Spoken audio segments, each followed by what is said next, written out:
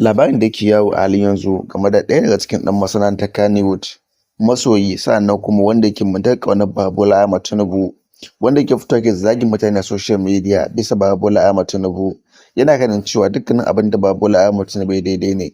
Sai dai an bayyana cewa yana can asibiti cikin matsananciyar rashin lafiya, sai dai labarin har yanzu babu tabbas a cikin shi, sannan labarin ba shi da tabbaci gaskiya ne ko kuma dai akasin haka. Amma da dama influencers sun yaɗa labaran nan irin su Abba C Sale da sauran mutane da dama, wanda su ma da kansu sun bayyana cewa wannan labari fa har yanzu babu tabbas a cikin shi, game da cewa Musa mai sana'a ba shi da lafiya sannan yana gadon asibiti kwance cikin tsananin rashin lafiya. Sai dai wasu da dama sun fara mai fatan cewa Allah ya ba shi lafiya, wasu kuma suna faɗin abin da suke ganin cewa shine abin da ya cancanta, domin abu wanda yake faruwa shine dukkanin kashe-kashen da ake yi, yunwa,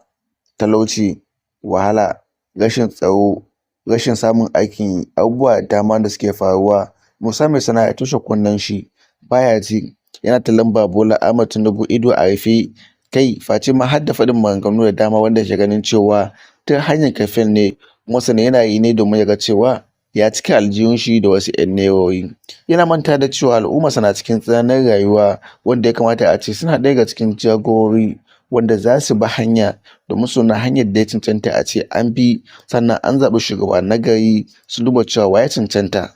ba wai waye zai ba kuɗi ba, a'a wa ya cancanta a ce an zaɓe shi, wa ya cancanta a ce na kawo al'umma wanda na san da cewa daga baya ba zan ji kunya ba. A'a ba nan suke dubawa ba, abu ɗaya ne abin da suke dubawa, shin waye zai bani kuɗi, sannan waye cikin aljihuna da kuɗi, shine kawai abin da suke dubawa. To da Allah ya kyauta dai, in da gaske ne Allah ya ba shi lafiya, ko kuma labarin bogi ne, daman dai labarin babu tabbaci a cikin shi abin da ke faruwa da shi din.